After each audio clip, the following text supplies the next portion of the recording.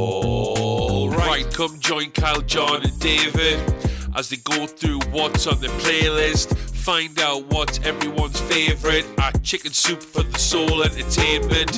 We have a few segments, to be honest. In and out points, no celebs and the gossip. Back in time where we're talking about the big M's coming attractions, what the queue. Quick checks, who'll be laughing? You abundantly. Welcome to Dual Redundancy. Yes, it is Dual Redundancy, the only podcast where you hear all latest in television and entertainment news. Too many else with exactly the same opinions. I'm one of those hosts, David Allen, and another one is John Berwick, and the third one is Kyle Bridger. I would say that I am the cocaine bear to John's Indiana Jones. Today's Super Mario. Wahoo! Already, you ready to step ahead? We have so many better impressions than the actual voice actor of the Super Mario Brothers movie. At least according to me. John, how are we doing? We're miles ahead, and I have plenty to say on that one. Oh, we'll get to it, that's for sure. We're going to be talking about all three of those trailers. Plus, I believe we have 6 quick checks to talk about. We have so much to do. We're kind of catching up on everything from November. You know, we were kind of off for a few weeks. We did our holiday special. Thanksgiving was in there. So we're kind of just catching up on all the movies and TV entertainment from the past month before we close out 2022 in our final 2 shows after this. But we have this first segment. We got to get right to it. John, what is it? In and out points.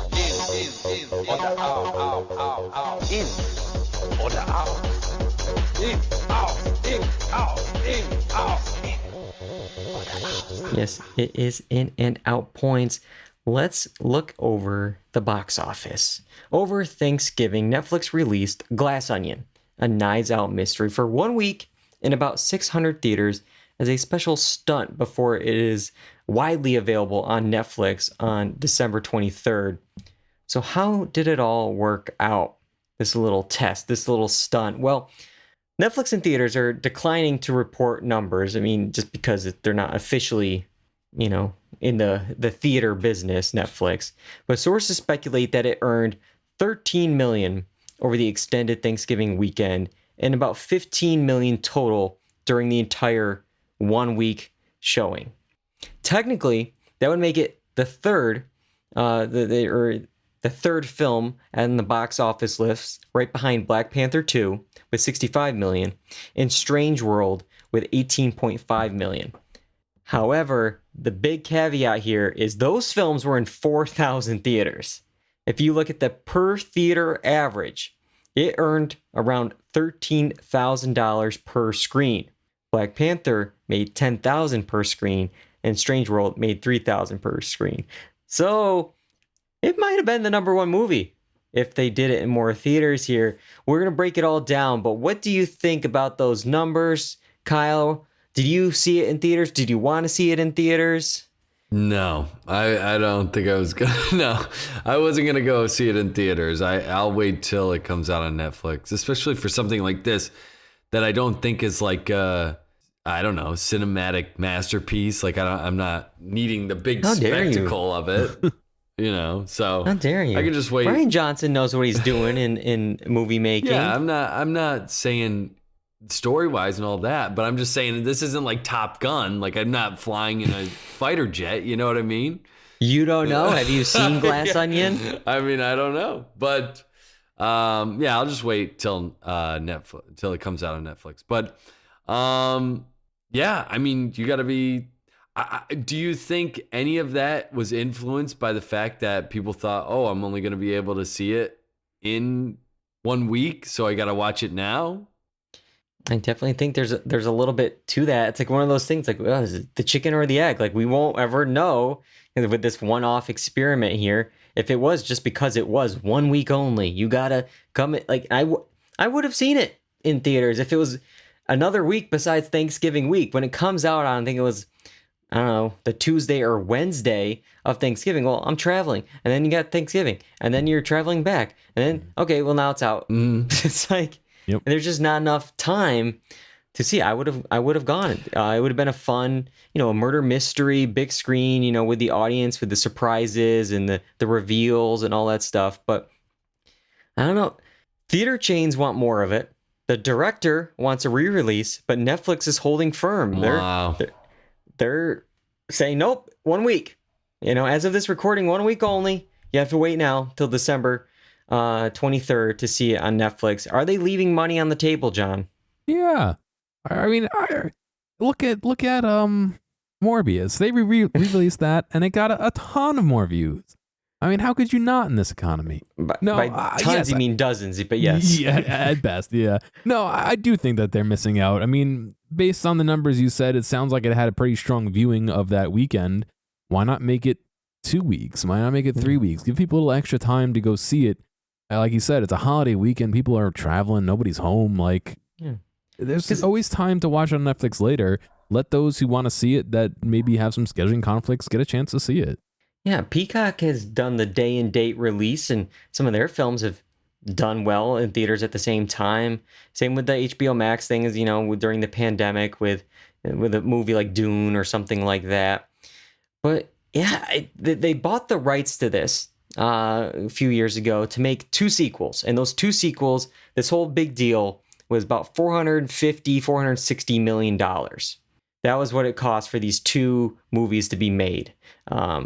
Now, the original movie made over $300 million at the box office right before the start of the pandemic in the fall of 2019. Now, are they going to be able, to get the subs that are worth $450 million with this one thing here? That's the plan. That's the reason why they're not putting it in theaters for the longest time. They want people to sign up for Netflix to give them the subscription money because, they got a Knives Out movie. They got Stranger Things 5. They got, It's like, we got to entice the people. I don't know if $450 million worth of people are going to join just for this movie. I think those people are already on Netflix. Yeah. This is like, I saw that Disney Plus was doing Dancing with the Stars on Disney Plus only now. It's not on ABC linear, it's Disney Plus only.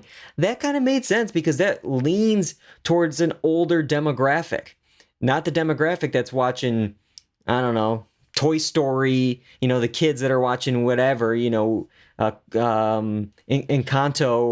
or even Star Wars and Marvel. It's a different audience. So it's like, you want to get that demo in to get new people in. This is like the same. This is me. I already have Netflix. Yeah. But, could it be anything with streaming or they might give their rights to, I don't know, cable or something like that? Is that any money in that, Luke? It's it could be, but I feel like the money that they could have made was in theaters. They're leaving at least out. If the original made $300 million, I think there's a lot more hype for this as a sequel. People are excited to see this. There's been a dearth of releases. They're looking to spend their money and to go in the theater. There's at least 100, 200, 300 million just sitting there. And it's like, well, that could pay back what you pretty much bought 2 films for and then put the third film as a exclusive on Netflix. Why do you think they don't want to change their model? I think they just want their subs. Old. It's just they want their subs. It's just it's like the Wall Street thing where every quarter they're like, we're down 200,000 subs, and then it's like boom, their stock just crashes. It's like they have to have a positive sub thing. We gained 1 million subscribers this quarter. Okay. It has to constantly keep going up, or if it has one missed quarter, which it had this year, their stock tumbled because of one missed quarter. So could you not buy a hard copy of Glass Onion, or will it just exclusively live on Netflix? That's another question. I think, at least in the beginning of their original series, I believe they had House of Cards released on physical media. I think The Irishman was released on physical media. It might have been the Criterion Collection or something. But, I would think Rian Johnson, the guy who really wanted this to be in theaters, probably also wants hard copies and commentary and, you know, special features. Like, I'm sure he wants to do it because he's a classic movie guy, but I don't know. I'll be waiting to see. I'm bummed I missed it in theaters in those 6-7 days, but I'm sure we'll talk about it once we do end up seeing it later. Now you'll in just December. have to watch it on your couch like the rest of us. The way they want, the way Ryan Johnson intended. Yes. Yeah. On my Game Boy Color. All right. Well, I mentioned it's a bit of a dry spot right now when it comes to wide releases. I mean, we got a week or two before Avatar 2. I mean, they're even re-releasing Top Gun Maverick this month. That's how slow the theaters are. Well, AMC Theaters has some screens available now to show. What are they going to show? Zoom meetings. Beginning sometime in 2023, at least 17 AMC venues across the United States will work with Zoom to facilitate conference calls between small, medium, and large-sized groups in different locations. See, when I first saw this, I was like, oh, that's dumb. But thinking twice on it, this is not a bad idea. Think of how many places don't have an office space anymore, a shared office space. Everyone's working from home. And you want to have a group Zoom meeting for company-wide announcements where you can say, take the Zoom meeting at home or social distance at the theater the next town over. Not too bad of an idea.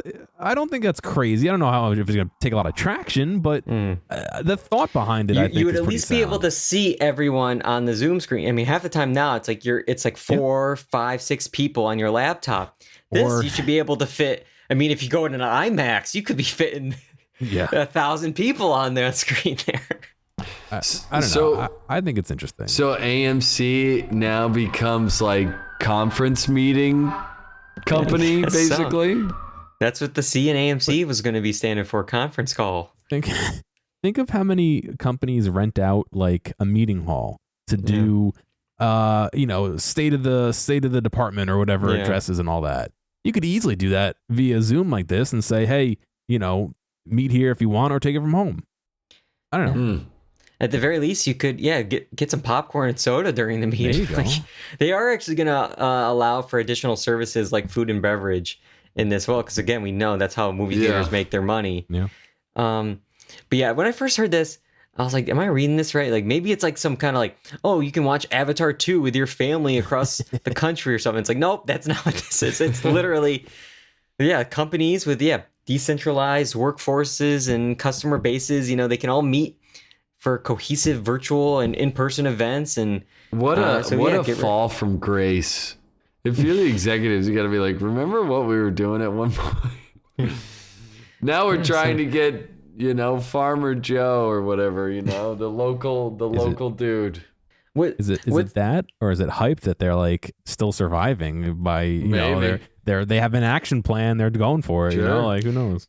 I just remember, like, again, we talked about Netflix. Now Netflix is like, no, you're not getting our movies. Like a year or two ago, like the theaters were like, no, Netflix, we don't want your movies. We can't do it. And it's like, well, we'll do Zoom. We'll sell popcorn on the street. We'll do anything we can to make money. To not have Netflix here, yeah. But I just, what's going to annoy the hell out of me is like, okay, so with Zoom meetings, you always have like the 1 or 2 people that do not turn their mics off. So you hear someone coughing or, someone, just doing like laundry or dishes like in the background and stuff. Now just imagine that in surround sound. In 3D, you're going to hit the 3D IMAX surround sound. Oh my God. No thanks. No thanks. But all right. The theaters need something. And Avatar 2 cannot come quick enough. We're just less than 2 weeks away from Avatar, The Way of Water. And while theaters are hoping for big numbers, so is the Avatar 2 team, because according to the director James Cameron, the film is so expensive, it must become the 4th or 5th highest grossing film in history just to break even. What is he doing? What is he doing? Spending money. But on what? The thing is, blue is not cheap. If they went with a different color, it might have worked. But well, I mean, they've been shooting this thing forever. Yeah. So it's just like, I can't even imagine. Just by they have to pay all their roto artists to roto the blue avatars on their blue screens that they're filming against. Underwater. Underwater, yeah. Yeah. So I'm trying to do the math on this because, we're trying to get what is the actual budget though. Like I've been seeing reports that the budget could be like around 250 million, which is weird because like, well, wait a minute. The normal practice of figuring out like what you need to break even is like you want to at least double your budget because most movie theaters take at least 50%. But I guess we also have to maybe figure in like what's the marketing cost. Like I don't know if that's included in this reported 250 million. But when you ask James Cameron, like give me a number, how much did this cost? And GQ did that, and all he said was it's very effing expensive. And then he also said, quote, it's the worst business case in movie history. Who signed off on this? How? You saw I think I sent this article to you where he's in a meeting on the Fox lot and he's, and somebody's like, oh, you got to make Avatar 2 shorter. He's like, you know where we are?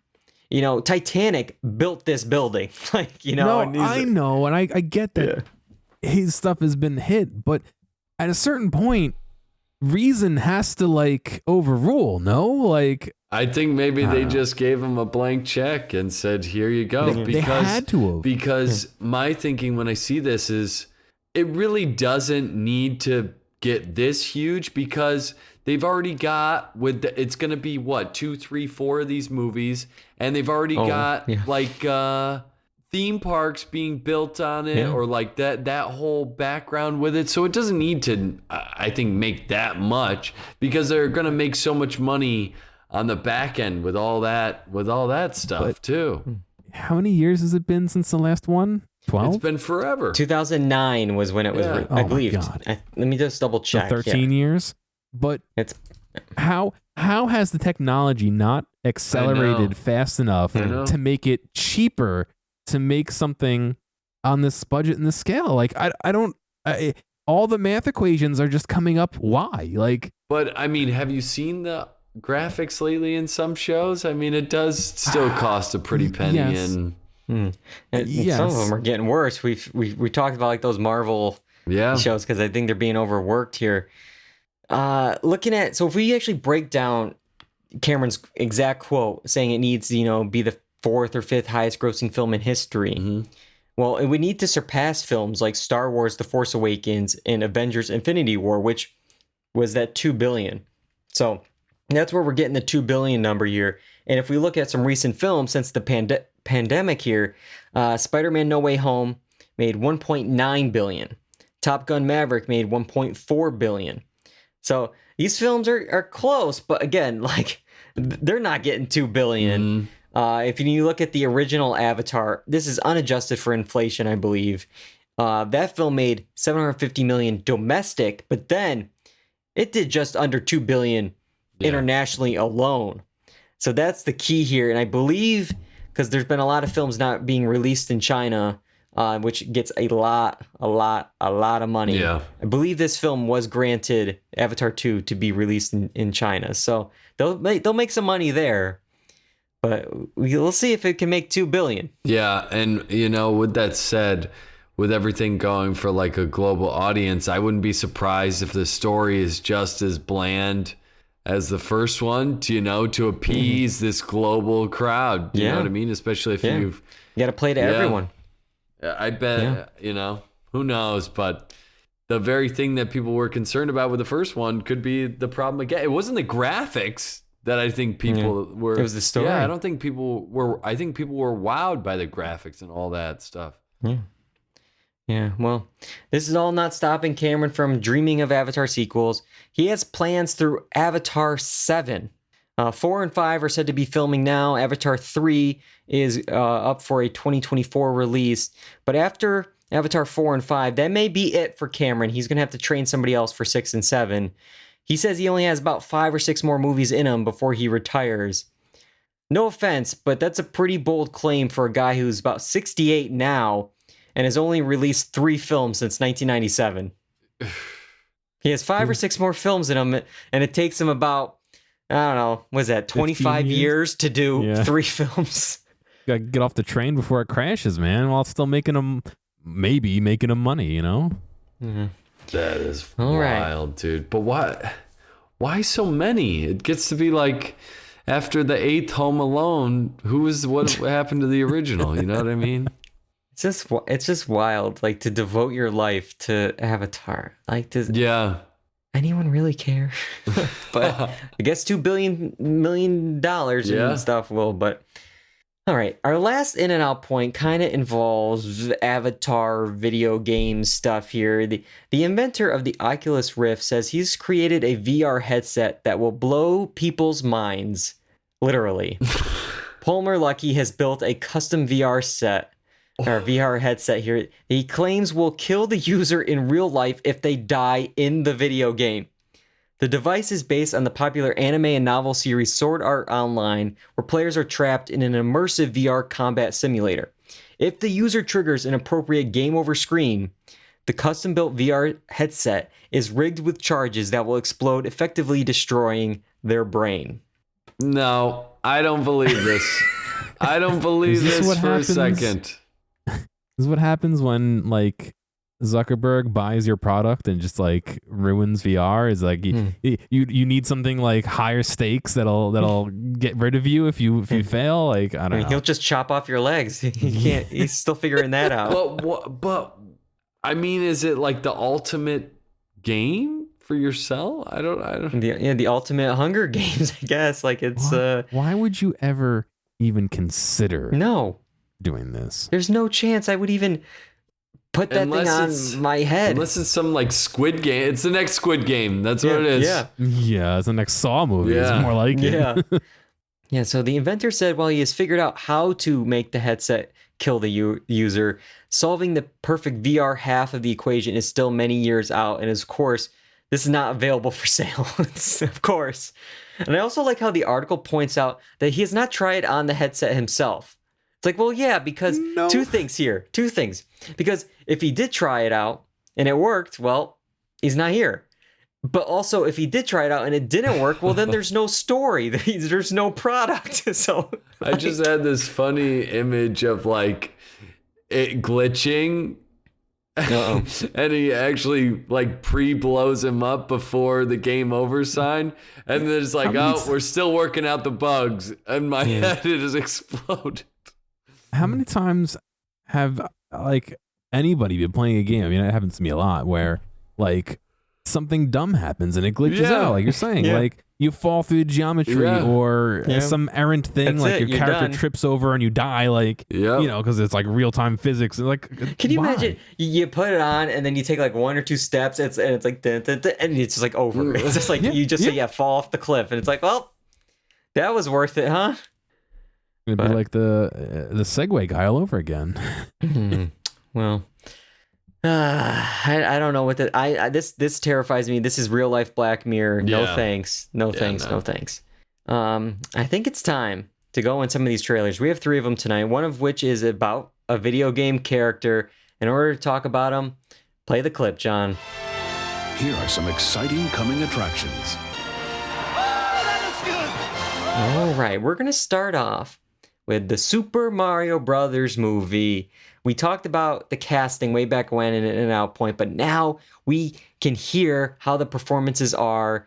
Just to run through some of the names here. We have Chris Pratt playing Mario, Anya Taylor-Joy as Princess Peach, Charlie Day as Luigi, Jack Black as Bowser, Keegan-Michael Key as Toad, Seth Rogen as Donkey Kong, and Fred Armisen as Cranky Kong. We've seen the trailer. That's all we're basing this off of. John, your thoughts on the trailer? Oh, man. I don't know. I still can't believe they delayed the movie and Chris Pratt was working on his special voice. Wahoo, that's not it. Well, guess what? Wahoo is it. It's just him. It's just him. That's it. It's Wahoo. That's all. Like, I don't know. That really didn't sell anything for me. I was not impressed with that. But I had read and allegedly Day in an interview had talked about how none of them know the plot of the movie.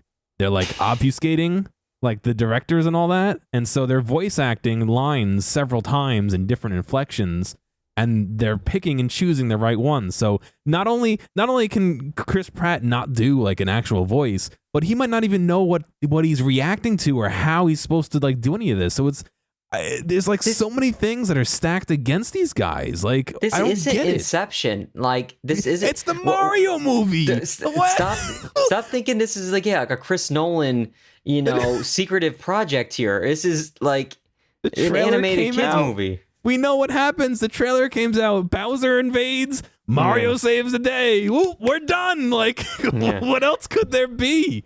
Oh, I don't get it sometimes. Word Ducky in the chat just gave his wahoo. That sounds like just by reading it, I got more energy than the Chris Pratt one. That's the issue for me. We'll talk about some of the other voice actors in a second, but it's his normal voice. It's the Emmett from Lego Movie voice, and at points it becomes Italian when there's like a catchphrase he has to say, but it's very low energy. And like in the teaser trailer where we had Mushroom Kingdom, here I come. Yeah, it's just like give me something. Yeah. Like, come on, man. Yeah, I think you're getting paid millions of dollars for that. Yeah, for that first teaser they sent out, I forget what language it was, but like I think it was in Spanish. It might whoever be French. was doing it, we're Ducky saying the French Mario. Maybe it was superior. the French one, yeah. but whoever did it in French with an Italian accent. It sounded great. Yeah. Whoever was doing that voiceover was like, why is that guy not doing American, like, English Mario? Like, oh man, I was just, and then suspiciously absent, no Donkey Kong voice in this one, even though he was in the trailer. That is why true. Is it because it's just Seth Rogen going, like, why is there no, like, I don't know. My hopes went from to pretty quick after seeing that last trailer. I agree. I think the voice overs overall, there's something off about them. Energy, just like the matching of the character with the voice, for some doesn't do it for me. So I'm right on board with you guys with it. There's just something off about it. I know you joked about it, John, but I have literally no idea what's happening just because it looked like a bunch of like patchwork cool moments, which I am excited about. Like I like the idea of them driving with the Mario Kart on that road. Like that's Rainbow Road. like that's when I saw that, I'm like, okay, like this might be really cool where we're going into all the different worlds and maybe into all the different games. If we're going to jump into Mario Kart, are we going to get more? We're going to get Mario Tennis. We're going to get Luigi's Haunted Mansion in here. Like, there is a lot of references. I mean, obviously when he's fighting Donkey Kong, that's the original Super Mario Brothers Donkey Kong level that they pan out to show. They show Rainbow Road. They showed a whole bunch of other stuff. So yes, the references are great. It looks like the team doing the actual production is doing a really good job. It's just why these voice actors? And I do want to say Jack Black doing a great job. Everything I've heard that's from what him, I was fantastic. And Days only had a couple lines, but from what I heard from him, it sounds pretty good too. But those are the two I had as good. And I thought like the rest we didn't get to hear everyone in the cast, but Chris Pratt, we have already talked about, yikes. But even like Anya Taylor-Joy, thought that was kind of weak. And it's like, we got to stop just like casting like just names for these roles. Back in the day, why couldn't we get the voice of Mario that does it for the games and all stuff? No kid is going to be sitting at home. It's like, I got to see this movie now because Chris Pratt is behind the voice. They don't even know. When I was a kid, I had no idea who voiced half these people. Yeah, but the thing is now everything has a name attached to it. So they're not doing it for the good voice acting. They're doing it for, hey, Charlie Day and it just is like dumb because it's like the name is already there. It's Mario.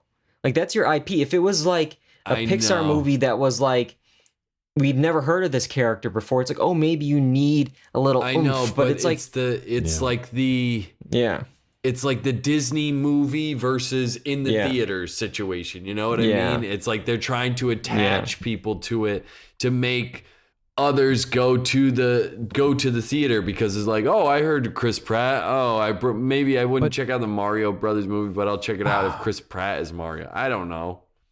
is there anybody who is like, oh, I don't want to see Mario, but I do want to see Chris Pratt? You know what I mean? Like, Mario is such a big name. It's like, you're going to go see, I mean, I know they'll make Mickey Mouse movies, but you're going to go see Mickey Mouse, but only if he's voiced by somebody? Like, no. It's wild. It's a flagship movie for Nintendo. It's literally their, like, biggest movie they've done. Trust me, I agree completely with you guys.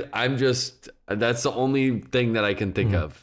Is that they want Charlie Day and Chris Pratt and all these people on a press tour together in those press junkets. And, in the press junket, it's not clear that, Charlie Day and Chris Pratt never met each other for this movie at any point. Probably not.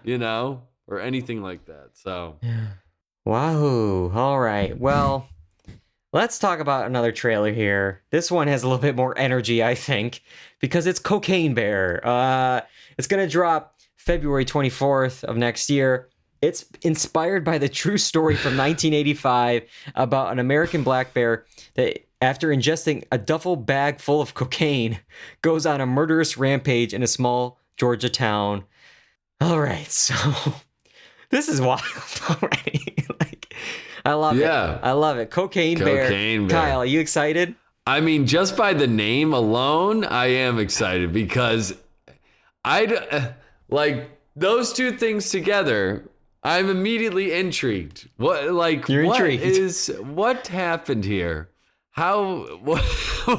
I think if you put cocaine in front of any movie title, it's like, this might be interesting. But there's something about it that just you're immediately, I think you're in. But then after seeing the trailer, I'm confused. I don't know what's happening, but it looks like this bear is like killing people. I couldn't get the tone of this thing. He's going on a murderous rampage.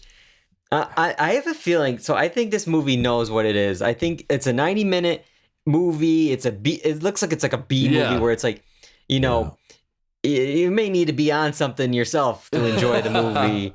But you got the over the top like comedy mixed with probably the over the top horror. Yeah. I think it's gonna be like just like a fun like a campy thing. Campy film. Yeah. It's directed by Elizabeth Banks. It's produced by Phil Lord and Chris Miller, which I obviously love from Lego Movie, After Party, all their stuff that they do, Jump Street. But then you look at the cast. The cast is also like wild. There's a lot of people in this movie. Ray Liotta's in this movie. I was like, who's Ray Liotta? And then there's 3 that jump out to me. I think 2 of which we see in the trailer. The other one I saw on Wikipedia here. We have Kerry Russell, character actress Margot Martindale, and Matthew Rhys. We got the Americans reunion here. I can't wait now for the sequel. The sequel, here we go. It's like the Godzilla versus Kong. Cocaine Bear versus Male Robot. The robot that went the halls of the FBI, whatever there. Oh, wow. Yep. That could be something for the sequel. Yep. But this is I'll check it out. I don't know if this will be a theater movie. It's like a February movie release. I mean, isn't it pretty weak in February? Well, yeah, but that's the thing. Like, usually the February is a dumping ground. Yeah. And I know. So why not? Why not go to the wildest dumping ground there is? But this might be a streaming one to be at home with the Cocaine Bear. But I got their marketing campaign. Yeah. You fill a duffel bag full of cocaine and you give it to a bear. Boom, real life cocaine bear. Well, I mean, there already was a real life. I know. Yeah. We're bringing it back. 2023. Okay. Well, sequel. You gotta have material for the sequel. Yeah. Exactly. Yeah. Cocaine, like another animal. Just give it to another one for the next sequel. That would be a good question. Which animal would you least like to see on cocaine? I mean, a bear is definitely up there. A bear or a tiger or like... A tiger, a lion, any kind of... A big cat. A big cat that you got to worry about their talons. Oh, my God. Universal needs to combine this franchise with Jurassic World and get cocaine dinosaurs. Cocaine raptors, there you go. All right. Well, our next film... I don't think there's any kind of cocaine or any bears in this film. It's Indiana Jones and the Dial of Destiny. That's the title of the 5th Indiana Jones movie. It's going to drop June 30th of next year. It's set in 1969 against the backdrop of the space race. There's also some Nazis in there as well. So we got some aliens, we got some Nazis, we got Indiana Jones. John, are you excited for this 5th film? I want to be. Watching the trailer, it looked interesting. I'm kind of into it. I really don't like that the 4th one was aliens. They broke up the trilogy for aliens. Is this just like trying to save face? Are they going to expand on the aliens? Is it actually aliens? I mean, they quoted in the trailer like, I don't believe in magic, but you find out what you really believe in or whatever. And it's like, does that mean there's magic or aliens? Like, or what like, is he doing here? Yeah, are you like tempering us for like, oh yeah, we're going supernatural? Like, that's not what I want out of Indiana Jones. The allure of Indiana Jones was like the idea that you could actually, do everything he was doing and, be slinging whips around and stuff. And now you're going to tell me that, oh yeah, well, there's actually aliens. Sorry. It's like, I don't know. Yeah, that's the issue. I also had like most people with the 4th one where it became so much about aliens and stuff like that. And it's maybe it's like one of those things where because like of the time period that movie was set in, like that was the thing of the moment was like the whole kind of aliens. And now in the 60s here with the space race, so I'm guessing that they're aliens here. Yeah. But what I want to talk about a little bit with this, with Kyle specifically, because this is the first one without Spielberg at the helm. We have all the beats of it in here. You got the slowed down theme song coming in triumphantly, the lens flares, the nostalgia, all this stuff is there of Spielberg. But this is actually directed by James Mangold, who did Ford v Ferrari, but also Logan, which I believe Kyle liked the Wolverine film Logan here. So are you excited that James Mangold has the keys to the franchise for this one? So I'm going to admit something. I don't know much about Indiana Jones. I have not seen much of Indiana Jones. So I would be interested. I thought the trailer for this kind of interested me in it because Indiana Jones, I'm like, hit or miss. I've never really been drawn to it, but this one the trailer was good. I was down with it. And they put the joke in there of the whip with the guys pulling out the guns and everything. Yeah, a little bit like I think a callback to the original where it's kind of like it's like flip at least where it's like you got the famous Raiders guy with the sword and then Indiana just does the shot there, which is funny because none of them followed him when he ducked. They all just shot where he was. Like, is everybody that bad of a shot? Like, but yes, it was a nice callback. And it seems like there's going to be some more callbacks because we're going to get a de-aged Harrison Ford. We saw a little bit that in there. I thought if you're putting the de-aged in the trailer, you're trying to show it off because I thought it was really good. And I think that they were trying to show it off because, with how graphics are, we already talked about the CGI recently has been terrible. And I thought, man, if they're willing to like show it off this much, it must be really, really good. And it did look good. I mean, you could tell, but it's really close, man. Yeah. I'm impressed so far. Did they DH him at all for that one that he did with the dog? I don't know. I'm trying to remember. Is this the first time that they've really dived into de-aging him? Because I'm wondering if they kind of use some tech from a different movie he did. I'm trying to remember if they I can't remember if they did anything in like the Skywalker or maybe the Star Wars movies, if they ever did any. I can't remember if they definitely did it obviously with Luke, but but yeah, I'm not sure with this, but I will say outside of that, the cast also looks, I mean, you got Mads Mikkelsen, which I love from Hannibal. He's involved. I'm going to assume he's a villain in this. And then Phoebe Waller-Bridge. No longer Shia LaBeouf taking the mantle, but maybe Phoebe Waller-Bridge, the goddaughter, I guess, of Harrison Ford. Okay. But I mean, I'll take it. That's a nice little addition there to the world. But all right, so those are our 3 films we're going to be maybe checking out next year. A lot to look forward to in 2023. Before we get there, though, we have to finish up November, and we have quite a few quick checks we're going to run through here. So, John? All right. I didn't hear it on my end, so I'm hoping it worked through. It worked through? Okay. All right. I trust you on that.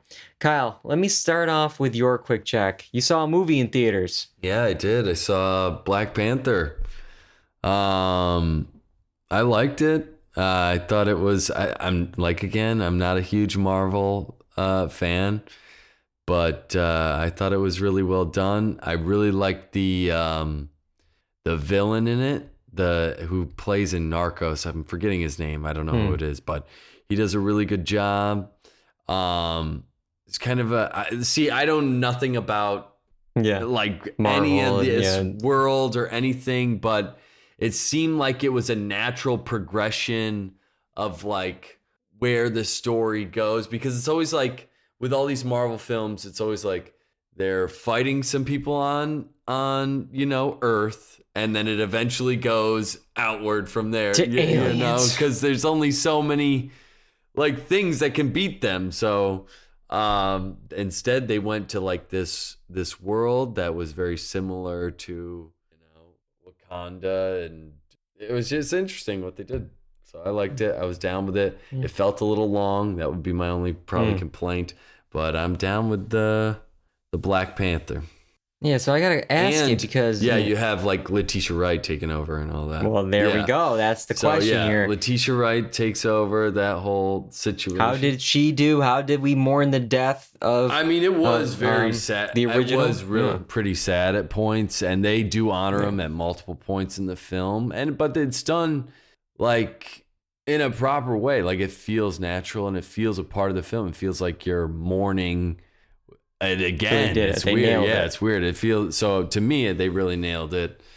But yeah, Letitia Wright. And I remember when there was the whole thing with the vaccine and all that was going down.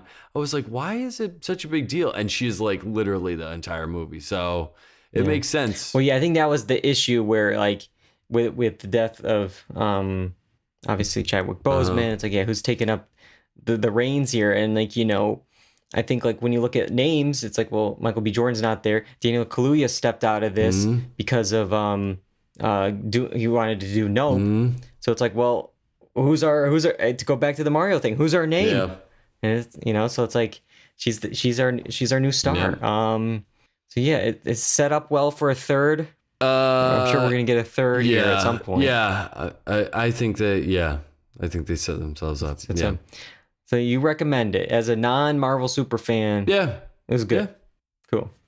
All right. Well, I'm going to jump over to Netflix for mine, and I'm going to talk about a series that probably should have been a movie, and that is Pepsi, Where's My Jet?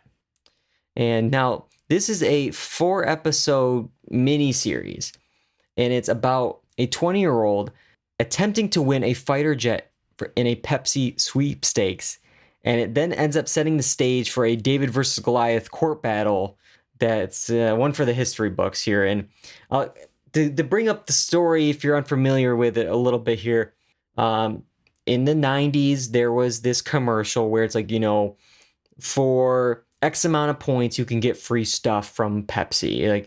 And there was a commercial where it starts off and it's like, oh, he has a pair of sunglasses, 150 points for the sunglasses, 1,000 points for the leather jacket. And then at the very end, it was like 7 million points, Harrier jet. And it's like, oh, like obviously tongue in cheek there, but this individual saw this ad. He's like, I want this jet. And they calculated what it would be to get the jet. It's like, well, this jet's 32 million. He finds a loophole that like, well, you can buy the points outright for 10 cents a point or something like that. So they figured it out. And it's like, okay, so for $700,000, I can get a $32 million jet.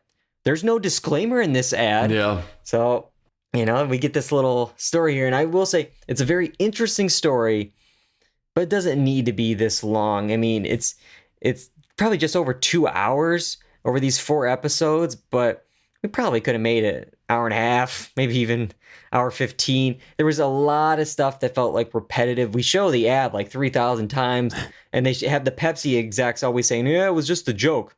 We didn't think it was real. It was a joke. It's like, I think this is my assumption. This is completely my BS assumption here. I bet this was originally a doc, and that they cut it into parts to make it seem more like bingeable for the Netflix audience. They love the binge, the mini series. It's like, okay, well, instead of watching this 2.5-hour doc, how about 4, 35-minute episodes? You're like, oh, okay, that sounds good. With that being said, there is some good like cliffhangers at each episode that makes you want to keep going in the binge. It ends episode 2 or 3, I can't remember which one, with a figure that's very relevant now. It was also especially relevant in like 2016, 2017. And you're like, wait, he's involved with this case? I'm going to leave it at that. I'll let you guys watch it and find out the name. But I will say, then they kind of rely a bit too much on him to like, and the shock of him being involved to keep the story going. And it's like, all right, like, we get it. He's a controversial figure, but like, he doesn't need to be in like the focus now of the last 2 episodes, even though he is a part of the story. But I'll leave it at that. It was a fun little binge, but then, I don't know if it needs to be as long as it was, and so that is Pepsi. Where's My Jet? John, you have a game with probably some jets and stuff going on. Yeah. So I've been playing, this is a mouthful, Call of Duty Warzone 2.0, which has a mode called DMZ. It's a PvPvE, which is player versus environment. So not only are you playing against other people with your team, but there are also computer players as well, which is a little bit of a divergence from normal Warzone where it's all PvP. And you're on the same map as their main PvP mode, their main Battle Royale mode. However, sprinkled around are, like I said, computer enemies. Most of the encounters you get are computer enemies. And there's a bunch of strongholds you can go raid. There's some like small missions you can do. There are objectives from different factions that you can choose to, do. You choose them before you go in. And it's been fun because it's still a co-op game. It's still player versus player, but my biggest gripe with their normal Battle Royale mode is the skill ceiling, or the skill floor, whatever you want to call it, gets so high that unless you're really good at the game, you're pretty much getting knocked out quickly. Whereas this, you're playing against computers most of the time. There are other players that you can encounter, but most of the stuff is against computers, and they're in general a little bit easier. Now they can scale and they can be pretty hard, so it's not a gimme, but it's nice to be able to like get in and play and do a couple things before actually either exfilling and getting out of there or getting killed.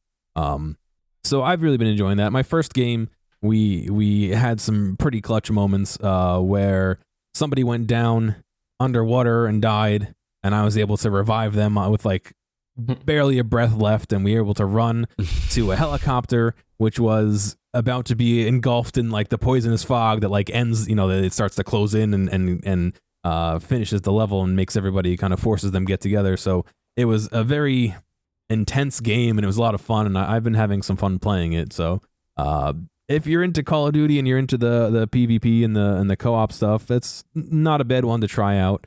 It's kind of interesting. When you exfil with items, you get to bring them into your next match. If you are eliminated, you kind of lose those items, and you have to rely on what you have in your stash or be given just random, beginner kind of items and build your way back up. So it's very interesting. I've been enjoying playing it. I love Call of Duty and stuff like that. I just know my brain, and I just can't do it. I will be addicted. I will be playing it for hours on end. I won't be able to stop. I just know that I need to. It's pretty good. If you get into it, let me know, because there is crossplay. Well, all right. So we went through it once here. Before we go kind of around the horn again, I'm going to throw some ones that our listeners on Instagram said of what they're catching up on, what they've been watching. If we have anyone in the chat, I saw Wazaka and We're Duckies in there. If they want to say what they were watching in November, we could shout that out too. But let's hear. Kayuka Becky said she was watching Bachelor in Paradise and Survivor. Both are good, but then also was watching the FIFA World Cup. Yes. Kyle, have you been doing I've been the watching World Cup it in there? During my job. So, Oh, yes. don't say it on the air. I have not been doing that. I've been having it We're on in the live. background while Okay. while they do stuff. So yes, I have been keeping up with it. All right. Because it's exciting. Even though it's made from blood money, I hate to say it, but it is exciting. I like watching. Too bad the U.S. is out. Boo. Oh, well, let's see. John Journeys wrote, this one was a little confusing to me. All right. Bleach, killer. And at first I was like, Is is this this a like threat? some Netflix series that was like the Bleach killer? Like, and I'm like, no, that's not it. And then I found that Bleach is a Japanese anime series Okay. that ran from like 2004 to 2012 about a high school student who has the ability to see ghosts, gains Soul Reaper powers, and sets out to save the world. So I'm guessing that the show Bleach is killer. That's what I'm guessing that Instagram comment was. Or maybe it's a new one, because Wazaka is saying I love the new Bleach in the chat. So maybe it's an updated, maybe it's a reboot of this dude. They're series. still making them. I don't even know. I mean, I've heard of Bleach, but I've never watched it. So they could very well be making new episodes of the same series, you know. Okay. Well, all right, let's go through it again here. We got 3 more quick checks to get through. I'm going to talk about Atlanta because it had the series finale. It was all a dream on November 10th. Now, we had 2 seasons this year. And after a trip to Europe, we're back in Atlanta with our main cast. And I know Kyle has seen it too, so we'll get your thoughts on that, the finale and the season as a whole. I will say I think I really enjoyed this season over season 3. I was glad to be back with all of them. This felt like Atlanta. Just the vibe of each episode. You got like secret passageways and a Tyler Perry lampoon episode. Yeah, that was wild. A serial killer that was trekking down people who made the Crank That videos that Soldier Boy did back, in the day. There was a thick Judge Judy. Yeah. There was a lot going on here in this final season. There's some very strong episodes. What did you think about the season as a whole, Kyle? I liked it. I mean, we had the thing with Paperboy and the farm. That was wild too. Yeah. So, yeah, a lot of wild moments. Overall, I did like it much more than last season. Yeah, just some wild moments and like moments that made me think for a few days afterwards. Like, what was it going for here? Just there was the full documentary parody about the making of a Goofy movie. Oh yeah. Which I love the Goofy movie as a kid, and not many people I feel like remember it or talk about it. And then there's a whole fake doc about it for this episode. And I'm just surprised like Disney and FX allowed that much to be done about their fake history. Yeah. But yeah, like there's definitely it's such a smart show. I mean, like between even that episode where it's kind of there's obviously nods to like Glover's own career and his unexpected rise, just like the CEO was in that episode, and even in the finale where it's like they're at a fancy kind of different sushi type restaurant next to a fast food Popeyes, and it's like, well, folks, which one are they going to go with? The maybe the more artsy one to support that, this group, or are you going to go with the one you're more, the popular and easy choice? And that's probably like his show versus other shows. So there's a lot going on, a lot that he's saying here. I will say maybe not as strong as other seasons. I think season 2 is still my favorite. I mean, that season, you have something like Teddy Perkins, and in this season, Glover is, putting on the prosthetics again to play Mr. Chocolate and all these other characters and stuff. But it just, while very good, it's hard to hit those heights because those heights are so high. Yeah. But so yeah, real quick, the very end here. I guess spoilers for the finale of Atlanta. Was it all a dream? See, we don't get to see what Darius sees on the TV, if Judge Judy is thick or not. Yeah. In the final shot. But what do you think? I mean, does it matter? Because it's like all four of them are together. They're happy. So it's all good. I guess. So what are we saying? The entire show was a dream? Maybe. I mean, this guy had a quick rise to fame. Everything seems to work out for all them. They get into some wacky hijinks. Yeah. Darius, I think, seems to think that he's in the simulation because right before this, he's punching folks at the sushi place. They're getting into the car and a joyride. Like, a lot's going on. So. Yeah. Dude, I don't know. I just, I don't know. I don't. It's probably one of those things that's I want to believe that they actually made it. Yeah. That's what I want. Yeah. But they definitely throw you off with the multiple like slips through the water. They get you with that one. Yeah. It was a very well directed episode. So Atlanta. That's a wrap on that. Let's see, Kyle, you have another show that's going on right now. It's on Netflix. Oh, yeah. What are you watching there? I'm watching The Crown, I guess. I made it through 2 episodes. Glowing review. Yeah. I can see that on the poster. Yeah, I mean, I've been through 2 episodes, and I think I've gotten to the point with the show where it's like, what does it all mean? I mean, through the storyline, they're trying to give meaning to the crown. It's like, do these people even mean anything anymore? It's like we're trying to give it more credence and more purpose than it really has. The only thing that really came out of these, Princess Diana and Prince Charles like fighting in that whole situation. That's the biggest moment, I think, from this part of whatever is happening with the Queen of England, So as far as the show, the production values are always phenomenal. The direction is always really great. But now I'm just seeing like very intense coat hanging, and I'm like, okay, like they've got some like deep music behind it, and she's like ruffling it. I'm like, okay, I don't need to. Do we have to keep doing this? It's getting to the end. You're putting away your clothes. You're putting away your. But the music behind it and... is like swelling, and like you get this cinematic carriage ride to signify Philip's like newfound relationship with it's like, can we not? Can we go back to Princess Diana and Prince Charles yelling at each other? Now, this is the last time that they're replacing the actors in between seasons.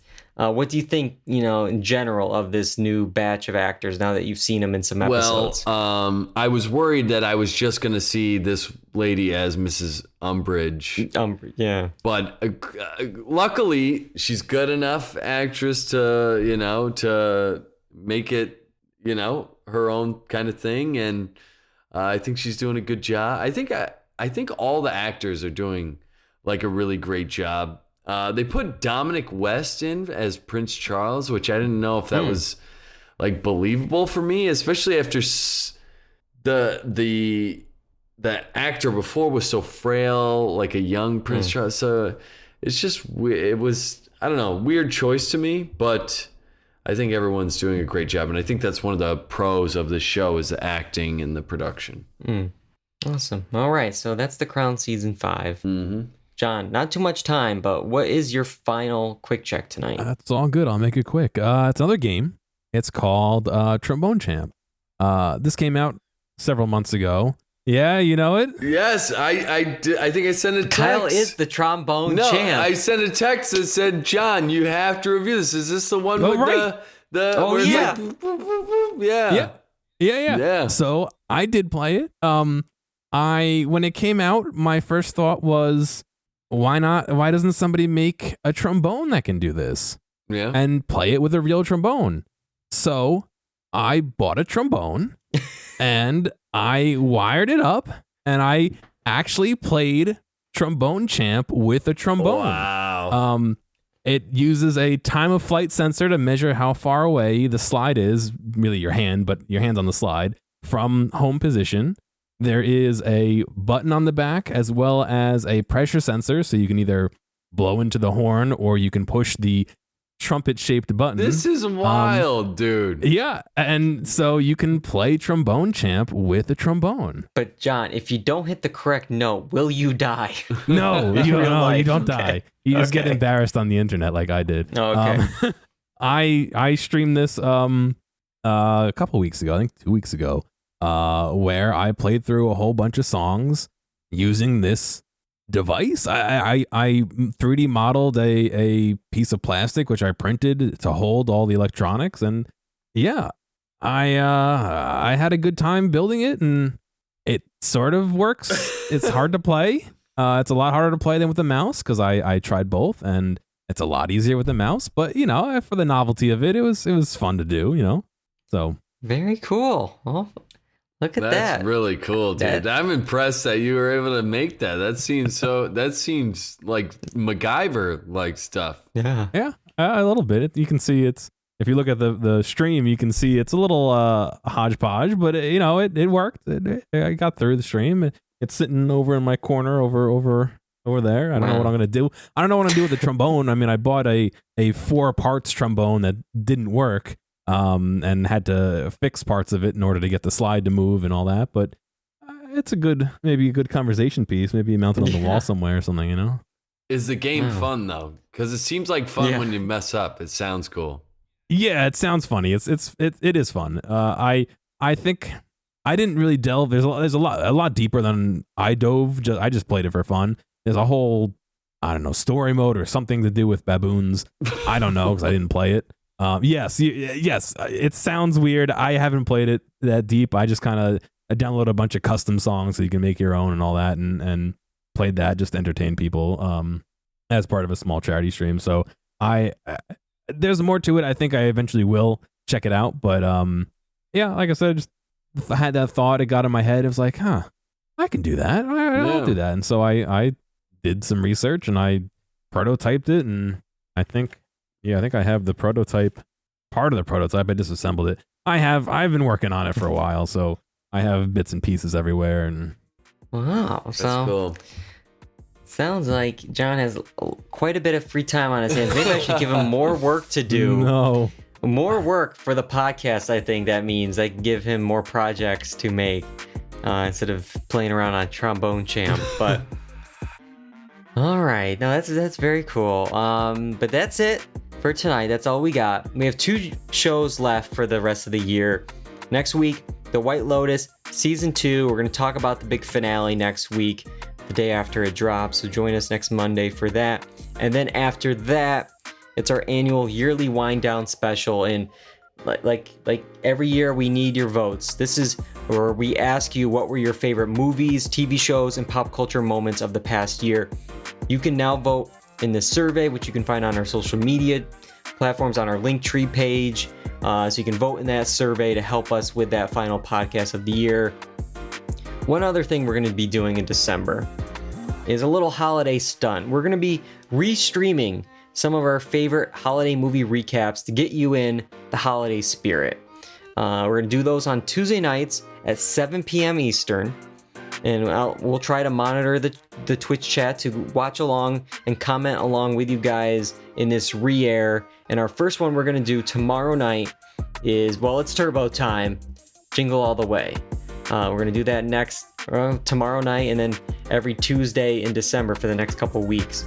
We're going to do some holiday movie re-airs here. So a lot going on in the month of December. Make sure you never miss an episode by going to YouTube, Apple Podcasts, Spotify, the blog, doorduncy.com. Of course, twitch.tv/doorduncy. Mondays, 8 p.m. Eastern for the regular show. Tuesday night, 7 p.m. for the holiday streams in December. And then there's Twitter and Instagram at doorduncy. And I got to thank both you guys for joining me tonight. John directing the show, getting it up on all of our platforms, and for everyone joining us in the chat tonight. I saw 3 or 4 names, but the ones I'm seeing right now are Wadzaka and We're Ducky. Yeah, so fun night. Can't wait to do it again next week. But until next time, I'm David Allen. I'm John Berwick. And I'm Kyle Bridger. And that's all we got for Do or Duncy. Goodbye, everybody.